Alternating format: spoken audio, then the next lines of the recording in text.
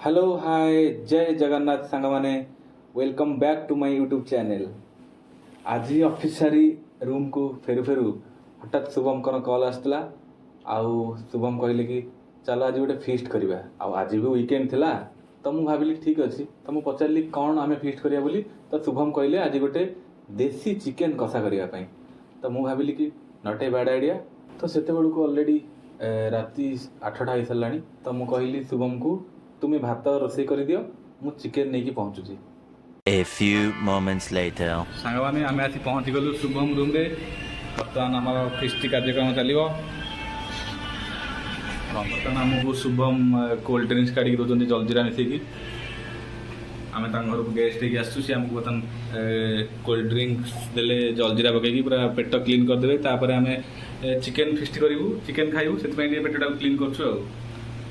भात भी आमर हो जाइए। शुभम बर्तमान भातटा करदे आम आसला बेलू भल कमटा कर भातटा करदे मैंने चिकेन देखो ए चिकेनटा आम आनीचु देखा चिकेनटा को धोइबा। सांग मैंने आम गोटे देसी चिकेन आनीचु। देसी चिकेन स्किन को स्किन वाला माने से जो गरम पानी पकई गोटे मेसीन से घूरे घूरे स्किन काढ़ी गोटे स्किन काट सारा चिकेन एगुड़ा लुक आस। तो यहाँ गोटे देसी चिकेन। तो आप देखो आम भी कहलु गोड़ दियो बोली से आमको गोड़ गुड़ा भी देती सांग कलु देखो सांग मैंने ये गोड़ भी देती आमको मुझे कहलु गोड़ गुड़ा दियो बोली। ये गोड़ गुड़ा भी बहुत भल लगे चिकेन सहित। तो यहाँ देसी कुकुड़ार गोड़ आप भी आनीपारे चाहिए एगुड़ा सब खाइले मस्त लगे आप चाहिए। बर्तमान चिकेन को गोटे भलसे गोटे फ्रेश बढ़िया से धोईकी गोटे फ्रेश करदा पड़ी जहाँ कौट छोट मोट जिन लिकेज अच्छी से सब पलैब। बर्तमान आम चिकेन को बर्तमान पूरा फ्रेश कर धोई नहीं गलु। देखिए आप देखिए कौट कौन लगी था क्या स्किन वाला आम आनीचु तो आप देखिए कौट कौन लगी था भी आप चाहिए भी देखिए काटदे पारे चाहिए। बहुत बढ़िया से आम चिकेन टाक धोई नहीं जाइछु। बर्तमान आम रसुण नहीं जाइछु 2टा रसुण को आम छड़े नहीं जाइछु। अदा गोटे छोट पीस नहीं जाइछु। आमर गोटे केजी चिकेन आनीचु तो से अनुसार आम एति अदा रसुण नहीं आप चाहिए अधिक नहीं भी करेंगे। शुभम बर्तमान आम छड़ाऊँ रसुण एटी रसुण चोपा गुड़ा छड़े छड़ेदे तरकारी चोपा गुड़ा आसबनी भल लगे तरकारी टेस्ट झोल चोपा गुड़ा नथ प्लेन मसला प्लेन से ग्राइंडिंग हो मीडियम साइज जेहेतु आम किले चिकेन तो आम से मीडियम साइज 7टा पियाज नहीं ऑलमोस्ट यार वेट 200 ग्राम भितर हम। तो आप से हिसाब से आप चाहिए अधिक चिकेन अमाउंट देखिए पियाज ने कटा हो आम पियाज काटा सरू सरू गोटे स्लाइस कर काटे पड़ो आमको पियाज गुड़ा चोपा छड़ाई एगुड़ा पूरा सरू सरू कर पियाज गुड़ा कटा हो पूरा सरू सरू कर स्लाइस कर ने ये पियाज काटिले पियाजटा जल्दी खोली सो दैट आपंकर तेल अधिक समय भाजा पड़ोनी मैंने फ्राए करा पड़ोनी पियाज को आप ये पियाजटा काटे जल्दी खोली आदि एमती काटे तो टाइम लगे टे खोलिया एमती काटिले से जल्दी खोली।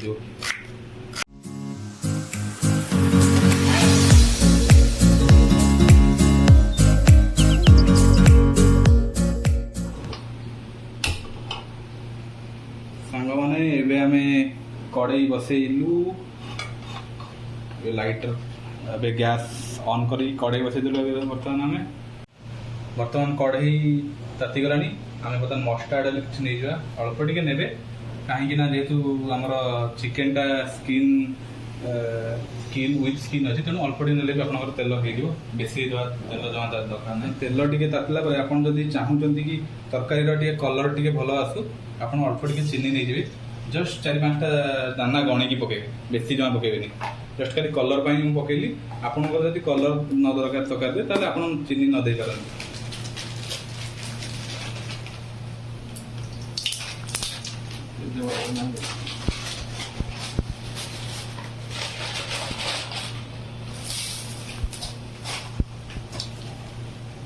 पियाज नहीं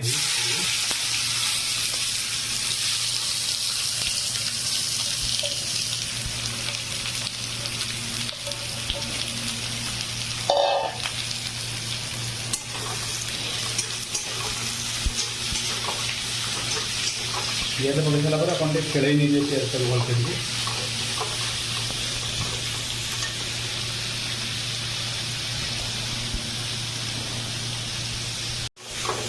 ଟିକେ ପିଆଜ ଏମିତି ଟିକେ ତେଲରେ ଟିକେ ଗୋଳେଇ ଦେଲା ପରେ ଟିକେ ଏଗୁଡ଼ା ସବୁ ଟିକେ ଖଡ଼ିକା ଟିକେ ମାରିକି ଟିକେ ଖୋଲିଦେବେ ପିଆଜ ଗୁଡ଼ା ଟିକେ ଆରାମସେ ଖୋଲିଯିବ। ତାପରେ ସରିଲା ପରେ ଆପଣ ଟିକେ ହାଲକା ଲୁଣ ପକାଇଦେବେ, କାହିଁକିନା ଲୁଣ ପକାଇଲେ ପିଆଜ ଟିକେ ଜଲ୍ଦି ଖୋଲିଯାଏ। ହାଲକା ଟିକେ ଲୁଣ ପକାଇଦେବେ, ଟିକେ ଲୁଣ ପକାଇଦେବେ ପିଆଜଟା।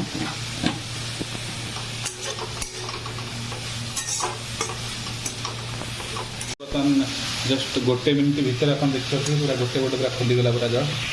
ଆପଣ ସେମିତି କାଟିଥିଲି ଯେହେତୁ ସେଇଟା ଜଲ୍ଦି ଖୋଲିଗଲା, ଆପଣ ସେଇଭଳିଆ କାଟିଲେ ପିଆଜଟା ଜଲ୍ଦି ଖୋଲିଯିବ।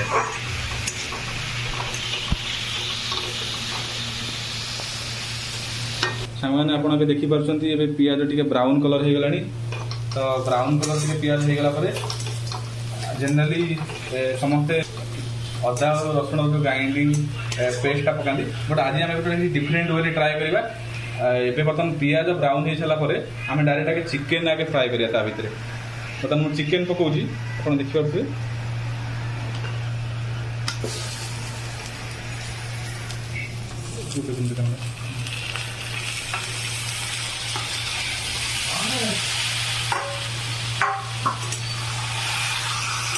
ବର୍ତ୍ତମାନ ଚିକେନ୍ଟାକୁ ଆମେ ତା ଭିତରେ ଫ୍ରାଏ କରିବା। ଯେ ଯାଏ ପାଣି ଚିକେନ୍ ଥିବା ଯେଉଁ ପାଣି ଗୁଡ଼ା ନ ମରିଯାଇଛି ଆଉ ଚିକେନ୍ ଟିକେ ଡ୍ରାଏ ଯେ ଯାଏ ନ ହେଇଯାଇଛି ଆପଣମାନେ ଦେଖିଦେବେ। ଏଇଟା ଟିକେ ଗୋଳେଇ ନେବେ ଭଲସେ। ଯେ ପର୍ଯ୍ୟନ୍ତ ଚିକେନ୍ ଟିକେ ଡ୍ରାଏ ନ ହେଇଯାଇଛି ଆମେ ସେଇ ଯାଏ ଟିକେ ଫ୍ରାଏ କରିବା ଚିକେନ୍କୁ ଟିକେ।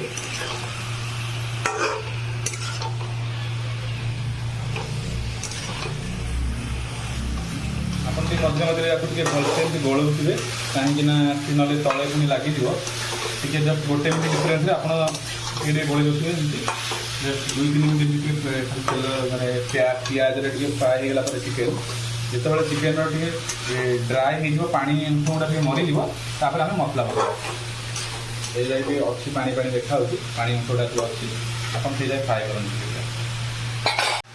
ସାଙ୍ଗମାନେ ଦେଖିପାରୁଥିବେ ବର୍ତ୍ତମାନ ଟିକେ ଡ୍ରାଏ ହେଇଗଲାଣି ପ୍ରପରଲି ସିଏ, ଆଉ ଚିକେନ୍ର ଯେଉଁ ପାଣି ଅଂଶ ବି ଟିକେ ମରିଗଲାଣି।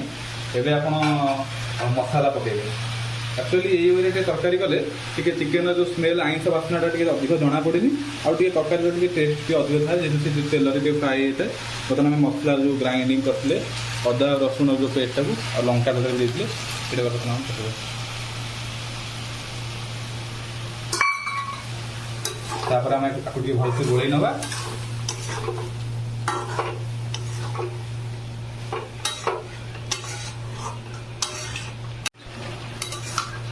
ଅଦା ରସୁଣ ପେଷ୍ଟ ଆପଣ ପକାଇ ସାରିଲା ପରେ ଟିକେ ଭଲସେ ଗୋଳେଇ ନେଇଗଲା ପରେ ଆପଣ ତାପରେ ଆଧିରେ ହଳଦୀ ପାଉଡ଼ର କିଛି ପକାଇଦେବେ।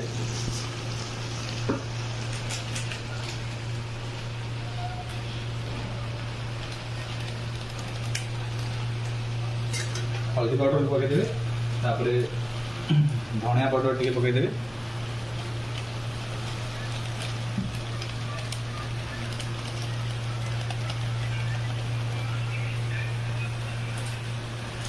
तापर जीरा पाउडर टी पकईदे,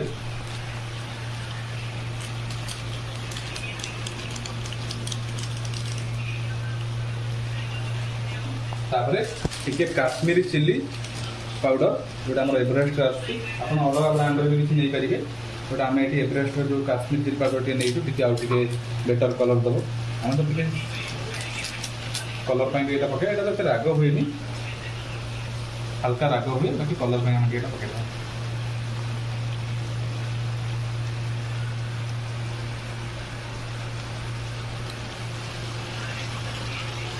तापर आम लुण ऐड करदे,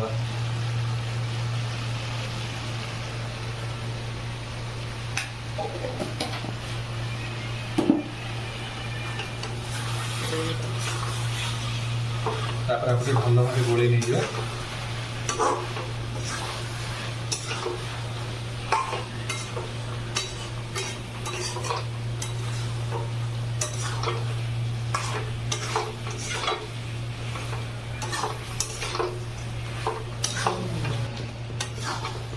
आप मसला पकई सारा सब मसला लुण भी पकई सारा आप सब 200-300 थर गोल देलापर देखिए बर्तमान टे भल टेक्सचर आस सारा 200-300 गोल सारापर बर्तमान घोड़ाई छाड़ा ता पूर्व आम ଆଳୁ ପକେଇ ଦେଉଛୁ କାହିଁକିନା ଯେହେତୁ ଆମେ ଆଳୁ ଛାଣି ନଥିଲୁ, ଛଣା ଆଳୁରେ ଅଧିକ ତେଲ ତରକାରୀ ହେଇଯିବ, ସେଥିପାଇଁ ଆମେ ଆଳୁଟା ଛାଣିନୁ। ଆପଣ ଚାହିଁଲେ ବି ଆଳୁକୁ ଛାଣିକି ଆପଣ ୟୁଜ୍ କରିପାରିବେ, କିନ୍ତୁ ଆମେ ଏଠି ଡାଇରେକ୍ଟ ଆଳୁ ୟୁଜ୍ କରୁଛୁ। ଏଥିରେ କିଛି ଅସୁବିଧା ନାହିଁ, ଏଇଟା ବି ବହୁତ ଟେଷ୍ଟ ଲାଗିବ।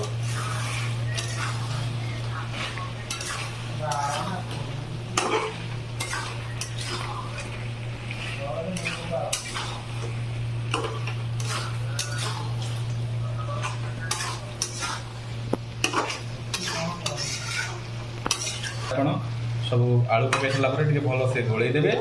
ତାପରେ ଆପଣ ତାକୁ ଟିକେ ଭଲସେ ଗୋଟେ ଘୋଡ଼େଇ ଦେଇକିନା ଟିକେ ସିମ୍ କରିଦେବେ ଟିକେ। A few moments later. ବର୍ତ୍ତମାନ ଆମେ ଟିକେ ଢାଙ୍କଣା ଖୋଲିବା। ଖୋଲିଲା ପରେ ଟିକେ ଗୋଳେଇ ଦେଇ ଦେଖିବା ତଳେ ଲାଗିଗଲା ନା ନାହିଁ। ବର୍ତ୍ତମାନ ଚିକେନ୍ ଠିକ୍ ଅଛି, ଜମା ଲାଖିନି ବି ତଳେ। ଏବେ ଆମେ ଏଥିରେ କଟା ଯାଇଥିବା ଟମାଟୋକୁ ଆଡ଼୍ କରିଦେବା।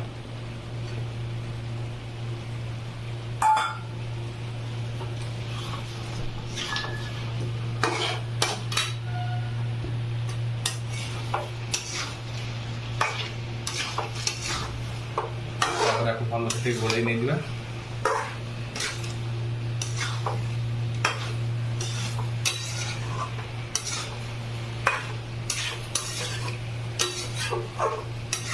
ବର୍ତ୍ତମାନ ଆମେ ଟିକେ ଆକୁ ଟିକେ ଢାଙ୍କୁଣା ଖୋଲିଲା ପରେ ଟିକେ ଆଉ ଟିକେ ଗୋଳେଇ ଦେଇ ନେଇଯାଇଥାଉ ଭଲସେ ଟିକେ।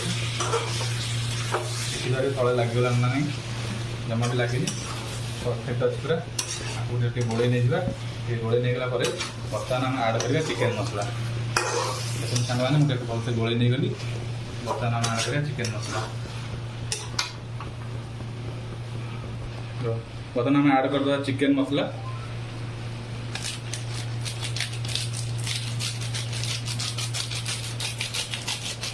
ତାପରେ ଟିକେ ଆମେ ଆଡ଼୍ କରିଦେବା ଟିକେ ଗରମ ମସଲା ତାଦେହରେ ଟିକେ।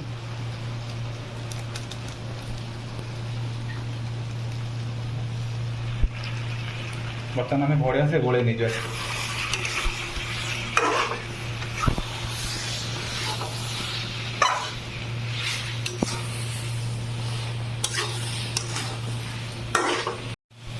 ବର୍ତ୍ତମାନ ଆମେ ଚିକେନ୍ ଆଉ ଗରମ ମସଲା ପକାଇଲା ପରେ ଆକୁ ଟିକେ ବଢ଼ିଆ ସେ ପୁରା କଷିବା, ତାକୁ ଟିକେ ପୁରା ବାଗେଇକି ଆକୁ କଷିବା। ତାପରେ ଏଇନା ଟେଷ୍ଟ ବାହାରିବ ଆଉ।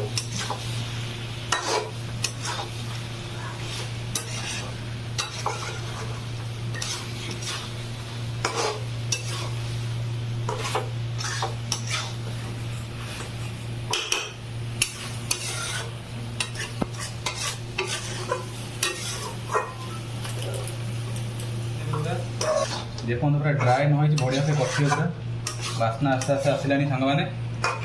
ପୁରା କଷାଟା ପୁରା ବୋବାଲ ହବା ଲାଗୁଛି। ପୁରା ବାସ୍ନାରେ ପୁରା ପେଟ ପୁରିଗଲାଣି ଆମର। ଆପଣମାନେ ବି ଦେଖିପାରୁଥିବେ ପୁରା ଟେକ୍ସଚରଟା କେଉଁଭଳିଆ ଆସିଲାଣି ଚିକେନ୍ର। ତଳେ ପୁରା ଜମା ଲାଗିବାକୁ ଦେବେନି, ନହେଲେ ପୋଡ଼ିଯିବ ସେଗୁଡ଼ା। ଆପଣ ଭଲସେ ପୁରା ତାକୁ କଷିବେ। ଯେ ପୁରା ଡ୍ରାଏ ନ ହେଇଛି ବଢ଼ିଆ ସେ କଷିବେ ଆପଣ।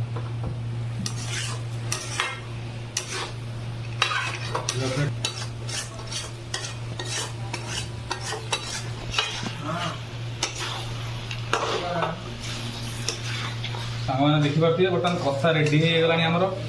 ଆଉ ଶୁଭମ କହୁଥିଲେ କି ଆମେ କଷା ଗୁଡ଼ା କାଢ଼ି ଖାଇବା ବୋଲି, କଷା ଟେଷ୍ଟ କରିବା।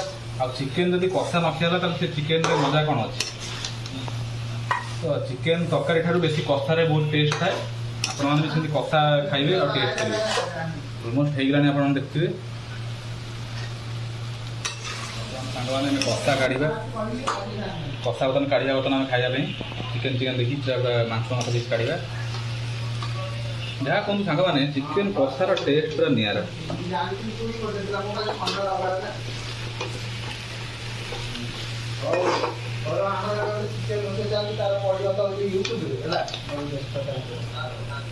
ଦେଖନ୍ତୁ ସାଙ୍ଗମାନେ, ଆମେ ପୁରା କଷା ଗୁଡ଼ା କାଢ଼ୁଛନ୍ତି। କଷା ଖାଇକି କଷାର ମଜା ନେବା।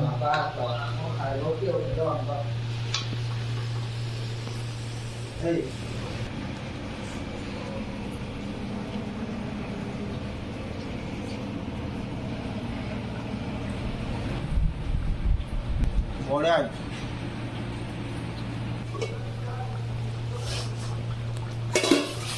ସାଙ୍ଗମାନେ ବର୍ତ୍ତମାନ ଦେଖିପାରୁଥିବେ ତରକାରୀର ଟେକ୍ସଚରଟା କେମିତି ହେଇଛି। ବର୍ତ୍ତମାନ ତରକାରୀ ହେଇ ଆସିଲାଣି ଆଉ କିଛି ଦରକାର ନାହିଁ ଆମର ଏତିକି ଝୋଳ ରହିବ ଯେହେତୁ ଆଳୁ ପଡ଼ିଛି ଆଉ ଭାତରେ ବି ଆମେ ଖାଇବୁ ସେଥିପାଇଁ ଆମକୁ ଟିକେ ଝୋଳ ଦରକାର ଯାହା ବି ହେଲେ ଏବେ ଆମେ ଧନିଆ ପତ୍ର ଟିକେ ପକାଇଦେବା ଘୋଡ଼େଇଦେବା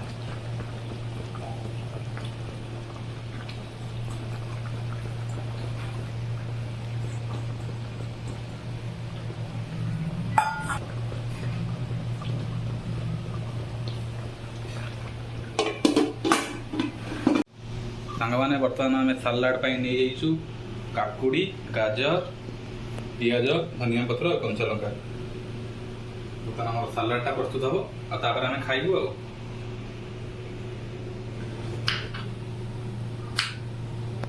ପୁରା ରାଉଣ୍ଡ ସେପ୍ର କାଟିବା ଟିକେ ଖାଇବା ପାଇଁ ଭଲ ଲାଗିବ ଆଉ ଟିକେ ଲୁକ୍ ବି ଭଲ ଆସିବ ସାଲାଡ଼ର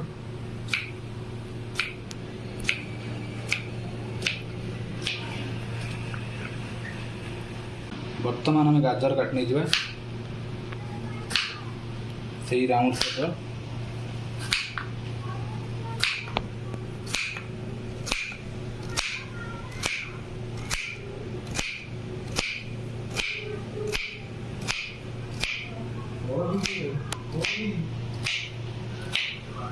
ବର୍ତ୍ତମାନ ଆମେ ପିଆଜ କାଟି ନେଇଯିବା ସେମିତି ରାଉଣ୍ଡ ସେପ୍ର କାଟିବା ଏଟାକୁ ବି ଦେଖନ୍ତୁ କେତେ ସୁନ୍ଦର ଦେଖାଯାଉଛି ରାଉଣ୍ଡ ସେପ୍ର ପିଆଜ ଗୁଡ଼ା କାଟିଲା ବେଳକୁ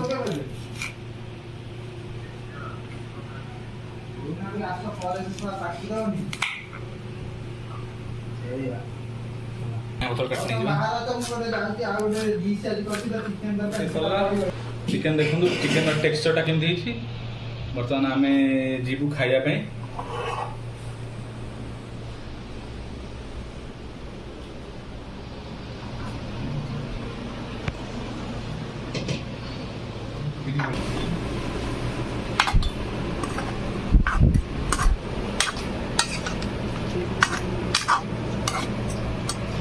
ସାଙ୍ଗମାନେ ଦେଖନ୍ତୁ ଚିକେନର ଟେକ୍ସଚର କେମିତି ଦେଖନ୍ତୁ ପୁରା ବଢ଼ିଆ ହେଉଛି ତାର ଟେକ୍ସଚରଟା ଆପଣମାନଙ୍କୁ ନିହାତି ଭଲ ଲାଗିବ ଆପଣ ଏମିତି କରିକି ଥରେ ଖାଆନ୍ତୁ